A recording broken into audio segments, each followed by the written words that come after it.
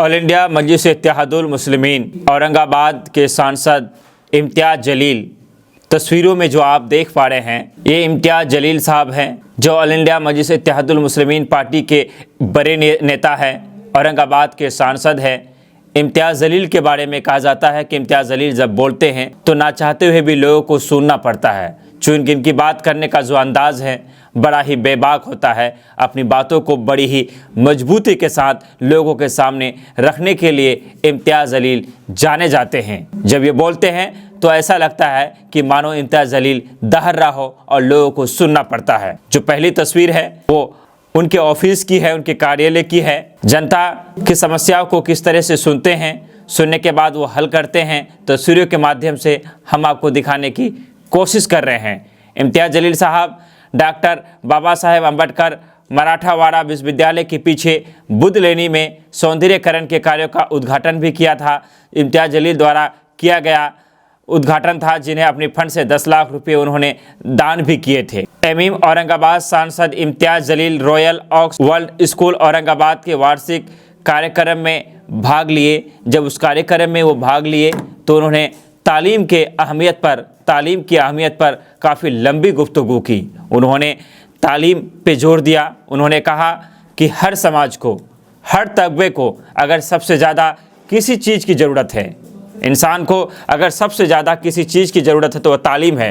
तालीम हर इंसान को हासिल करना चाहिए और हमें तालीम पर विशेष ध्यान देना चाहिए। इम्तियाज़ जलील जो कि औरंगाबाद के सांसद हैं, विकास कार्यों के लिए वो जाने जाते हैं। जब स्कूल के वार्षिक कार्यक्रम में पहुँचे, जब तालीम पे वो बोलने लगे तो वहाँ पे मौजूद भीड़ उसे सुनने लगा।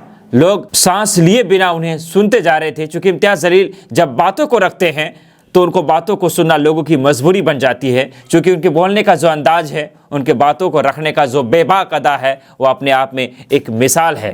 तालीम की अहमियत पर बातों को रखते हुए इम्तियाज़ जलील ने कहा कि तालीम ही वो रोशनी है जो इंसान को सही और गलत में फ़र्क बताता है।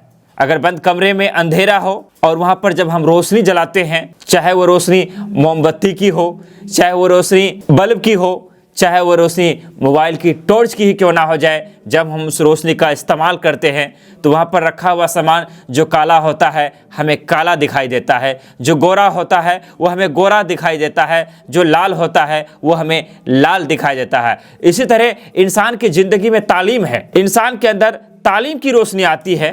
जब इंसान के अंदर तालीम होगा तब वो देख पाता है कि क्या उनके लिए कौन सी चीज़ सही है, कौन सी चीज़ उनके लिए गलत है, उन्हें क्या करना चाहिए, उन्हें क्या नहीं करना चाहिए।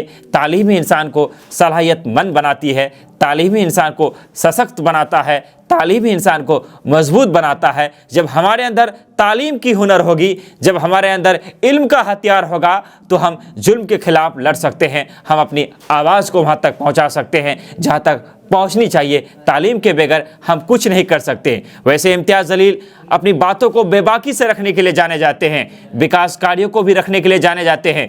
हम अगले एपिसोड में विस्तार से चर्चा करेंगे कि अब तक इम्तियाज़ जलील द्वारा किन किन कार्यों का विकास किया गया, कौन कौन से विकास थे जो इम्तियाज़ जलील द्वारा किया गया।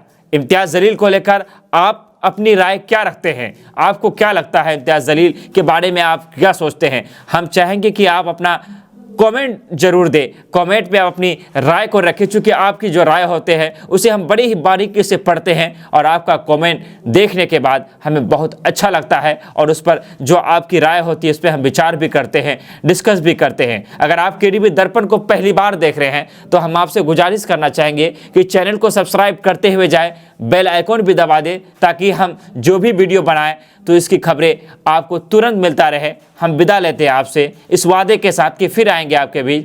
धन्यवाद, शुक्रिया, आदाब।